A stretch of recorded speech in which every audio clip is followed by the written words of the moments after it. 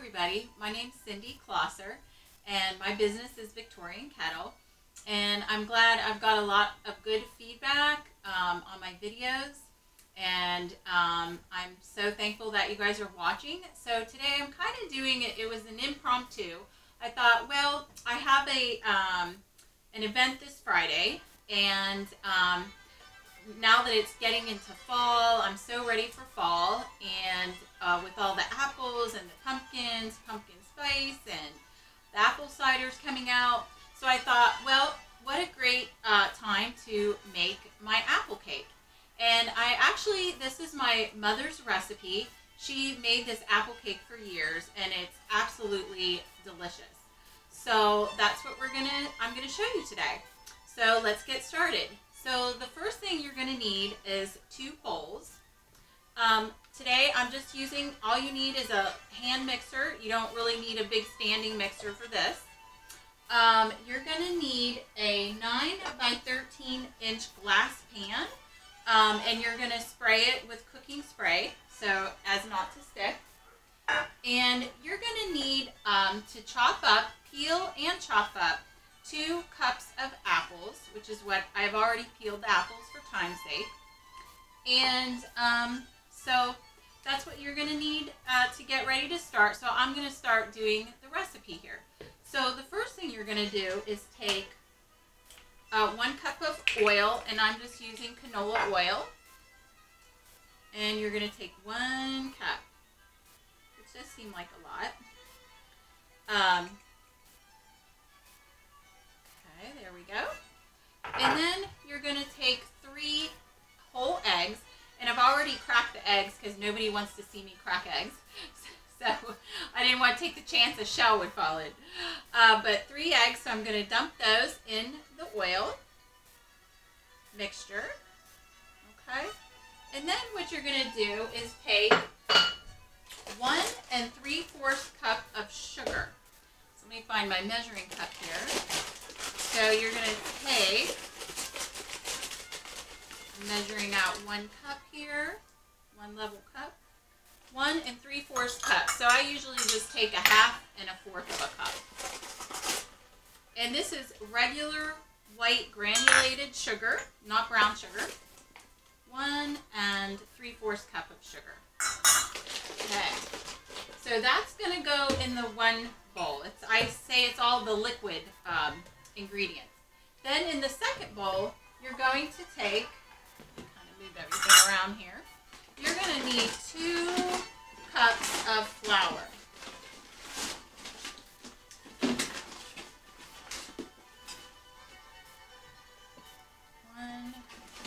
I'm getting kind of to the bottom. Hopefully I have enough for another level cup here.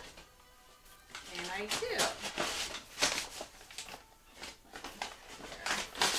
Actually, I have plenty, and I'm just going to dump the rest of that in because I think I missed a little bit in the beginning.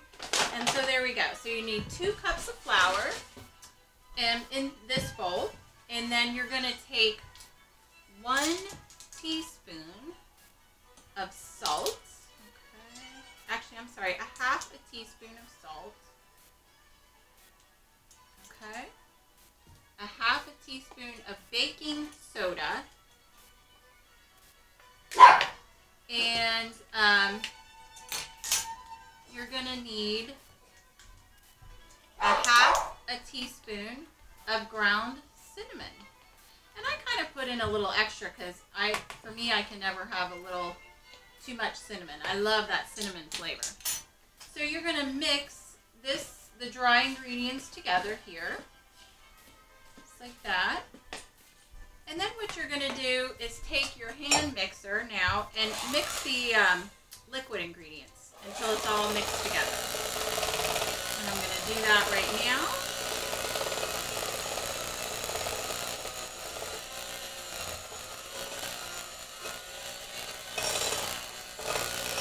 Make sure all the oil and the sugar and all the eggs are beaten together. And you can see what it's kind of looking like there. Okay, great. So, just going to set looks like there. You can see the mixture. So let me move some of this out of the way here now that I'm done with it. And as you can see, this is all you need. So it's really a simple recipe, but when it comes out, it's absolutely delicious. And if it sits, a hint I'm going to give you, if it sits for a day or two, it becomes so moist. It's unbelievable. So what you're going to do is take the flour, and then add it to the liquid mixture. And a little bit, I do just a little bit at a time. So we'll just do a little bit of flour here and get that mixed around. And it's not going to come out like a dough. It's just going to come out nice and creamy. And you'll see at the end, it takes a little bit to get that flour worked in. So as you can see, I'm wearing, as I'm mixing this up and making a mess here, the flour just flung out there. I have on one of my Civil War Garibaldi blouses and a beautiful lace collar that the ladies would have worn in during the Civil War era with a brooch placed in the middle. And I thought these fall colors, I'm just so into my blacks and my oranges and gold hues right now. So I'm going to put in the rest of this flour mixture. There we go.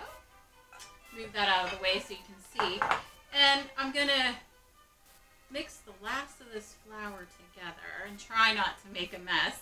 I am a little messy in the kitchen, but that's okay. Nobody's perfect. Nothing's ever perfect. So, and then you're going to see how it's starting to look here as I'm mixing that on. So now what I'm going to start doing is adding these apples. And what the apples do to the cake is it gives it all that moisture. And like I was saying earlier, the longer it sits with the apples, it just gives it so much moisture. It's unbelievable. So there I go again, making a mess.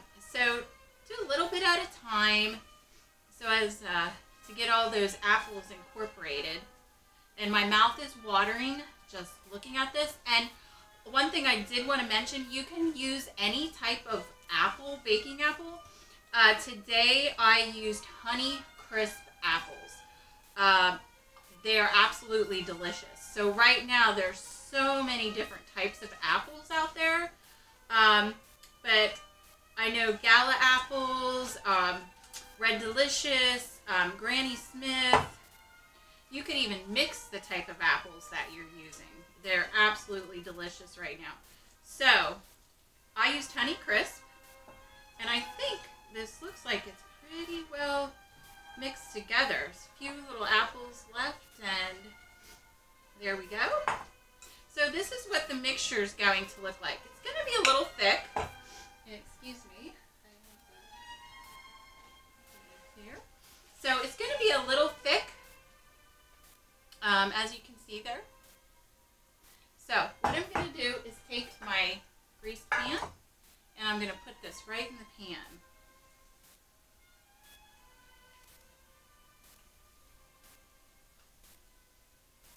Get it in the corners and spread it out. And what you're going to do is bake the cake at 375 for about 30 to 40 minutes. And when it comes out, I won't have a finished product tonight to show you, but when it comes out, it'll be nice golden tan color, and you want to let it completely cool. And like I said, if the cake sits for a day, even 2 days, it becomes so super moist. But you can serve it right away. This would be great to cut up at my tea events, which is exactly what I'm going to do Friday. If you are not having a tea, it's great just to have and serve it warm with ice cream. But it's just great in the fall. And as you can see, this is so simple. And spread that around in the pan. You can see me here. Absolutely beautiful. And there you go. So now I'm going to put this in the oven, 375 for 30 to 40 minutes. and it'll come out and I have a beautiful apple cake. So if you like what you see here today, stay tuned this Sunday. I am actually going to show you how to make apple butter. I know a lot of people were excited for that, so I'm going to be shooting that this Sunday. And again, my business webpage is www.victoriankettle.com. I have put on brand new sandwiches, my pricing's on there, my menu, which of course I can do a lot of different menu options. So please contact me if you're interested in having an afternoon Victorian tea. And thanks again.